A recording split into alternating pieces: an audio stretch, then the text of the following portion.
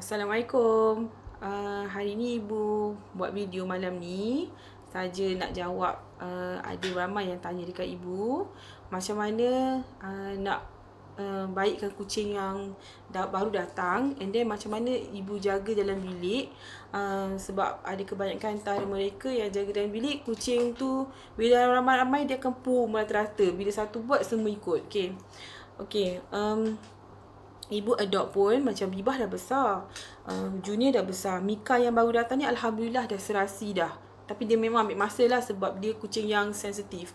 Okay, untuk nak mesrakan diorang, first masa diorang mula-mula datang, tak satu kan, kita lain-lain bilik lah. So kalau 3-4 hari tengok poo yang baru datang tu keras, okay, dah bawa pergi vet sebagainya, baru ibu ni tips ibu ambil, ibu akan letak dalam playpen. Kalau yang kecil lah, kalau yang besar ibu akan letak dalam cage. Tapi mesti yang lain-lain ni nampak dia, sama ada dia nak marah ke, dia nak hissing ke, dia nak apa ke, ibu tak kisah ya. Tapi dia ada gap lah, dia ada selamat, satu dalam cage, satu dekat luar. Memang kena banyak kerja sikit. Lepas tu nanti untuk distractkan, jangan bagi yang luar ni marah yang kat dalam, yang dalam pun marah kat luar. Ibu bagi main teaser, main kat luar ni. So yang dalam tu nampak dia dah macam excited. Mula-mula satu hari dia tak nak layan, hari kedua dia tak layan, hari ketiga dia mesti akan layan. Okay, kalau yang kecil, itu kalau yang besar nak bagi dia orang bersatu. Lepas tu kan bila dia dah okey, nampak macam bila makan, bila dia terlepas pun dia tak ada gaduh, dia boleh main dah sama-sama. Okey, masa tu kita tahu dah yang diorang tu boleh disatukan. Kalau masih garang lagi, okey, jangan bebaskan dia. Masa bagi makan tu kalau boleh, makanan mangkuk tu kita letak dekat-dekat. Letak biar berdekatan sampai dia fokus pada makanan dan dia tak bergaduh, dia tak ada hissing tu, maknanya dia dah dia okey. Dia dah macam dah cool, dia dah boleh terima dah dia punya persekitaran dia. So biasanya sekejap je. Kalau macam yang baby kecil ni kan, okay, kita nak elakkan dia daripada dia guna dia buang merata-rata. Okay, first ibu adopt tu, ibu akan macam buat sama macam tadi, asingkan dia. Lepas dah asingkan dia tu, dah bawa pergi vet semua, check semua. Okay, dia sihat 3-4 hari, biar dia kat luar. Lepas tu baru bawa masuk dalam bilik. Okay, letak playpen, letak litter box. Tapi masa dia kat bilik yang kita dah asingkan tu, dah ajar dia guna dia punya litter box. Masuk dalam bilik, letakkan dia berhampiran dengan litter box yang ada kat sini. So hari-hari dia akan nampak yang besar ni lalu lalang masuk dalam litter box. Okay, so dia dah pandai guna litter box. Bila dalam playpen pun memang ibu tengok dia banyak guna litter box. So ibu lepaskan dia. Bila lepaskan dia tu, satu hari tu memang kena pantau. Memang banyak kerja, leceh sikit lah, tapi berbaloi lah sebab nanti dia pun berdisiplin. So ibu akan tengok. So dia dah, bila tengok dia dah pandai dia guna litter box, lompat sendiri, so dia lepas. Baru ibu boleh bebaskan dia, buka playpen dan dia boleh bebas macam orang lain. So itu tips ibu lah untuk mengelakkan. Okay, maknanya kalau dia ada ramai bilangan dalam bilik tu, kita jangan letak sikit je litter box, kenalah banyak litter box. Okay, macam ibu sekarang dalam bilik sekarang ada 12 ekor. So litter box ibu ada 5 litter box yang besar. So dia akan guna, dia akan rasa macam tak penuh lah kalau kita guna 2 je litter box ke apa ke. So dia rasa macam dah full. Ada yang dia tak nak kongsi, ada yang dia rasa tak selesa, ada lebih banyak poo dalam tu, kadang kita terlewat ke apa. So tu yang buatkan sekali dia dah belajar buang kat luar, yang lain pun akan ikut. Tu je kalau mula-mula yang silap langkah yang akan terbabas. So setakat hari ni Alhamdulillah, walaupun Bibah tu buta, belum pernah lagi dia terbabas dengan sengaja dekat luar dengan sendirinya. Tak ada. Memang walau macam mana pun memang kena letak litter box tu untuk dia. Okay, sebab dia tak boleh, kalau ibu alih litter box tu dia tak boleh, dia macam bekas makan pun dia tak boleh, dia mesti dia punya juga sebab dia berpegang kuat pada bau. So macam tu lah. So kalau tak nak bagi dia poo merata selalu, memang lantai kena selalu mop. Kita orang ni mop Dettol setiap hari. Okay, budak-budak dalam bilik ibu ni, kecuali Jojo saja dengan Oli kadang-kadang turun bawah. Yang lain memang tak nak turun. Buka pintu pun dia takut. Dia memang bilik sahaja 100%. So diorang memang tak keluar rumah. Yang dekat bawah pun tak ada keluar rumah. Yang dekat bilik bawah tu pun diorang memang dalam bilik sebab dia tak boleh campur dengan yang lain. So macam tu lah tips je. So harapnya dapat membantulah. Mungkin kalau kabut sikit ibu cakap kan, malam tengok pula diorang ni duk langkah-langkah kepala semua.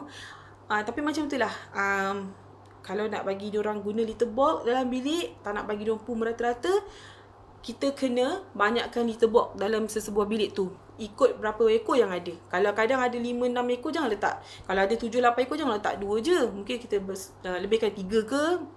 Kan? Kena buat macam tu lah. Ibu pun terpaksa juga buat macam tu.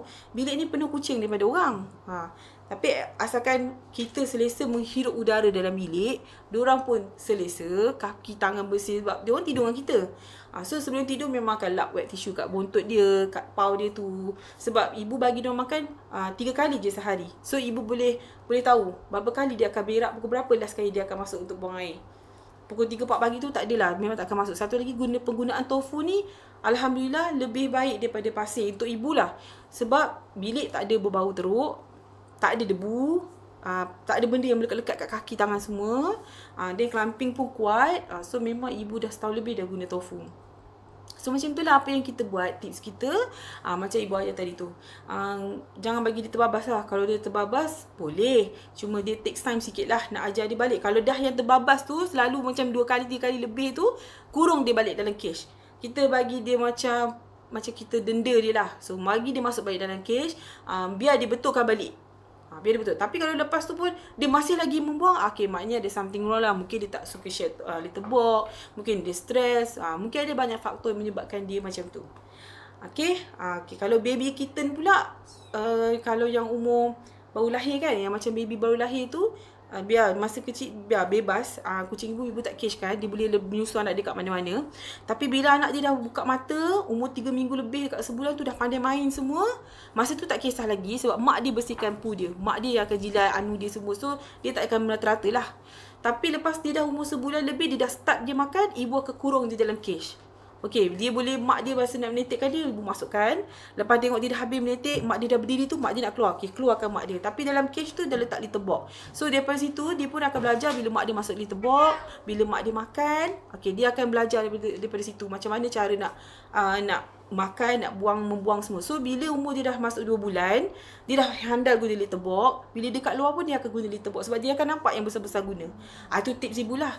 Kalau yang tak ada mak pun boleh kurung dulu dalam cage. Jangan risau, kita kurung sekejap je sebab kita nak ajar dia, kita nak disiplinkan dia. Sebab kita takkan nak letih kan, takkan nak ekstra kerja pula buat tiap-tiap hari kan. So macam tu lah. Banyaknya kena latih diorang ni daripada diorang kecil-kecil yang macam yang kenik-kenik ni. Alhamdulillah, sekejap dia pandai. Kita ajar tu dalam seminggu lebih tu dia dah expert dah. Tengok budak yang pemalu ni pun dah keluar dah. Ni dia sangat-sangat pemalu. 2 hari dia tak nak makan, dia duduk menyorok bawah katil. Tak apa, ibu tak kacau. Sekali-sekala cuma takut dia dehydrate kan. Ayah ambil dia pegang, ibu cocok bagi air string. Paksa dia minum untuk 10 ml. Dia okey. Hari kedua pun tak okey lagi. Dia tak nak makan, tak tahu. Fine, ibu paksa dia makan wet food. Lepas tu dia nak menyorok, biar dia menyorok.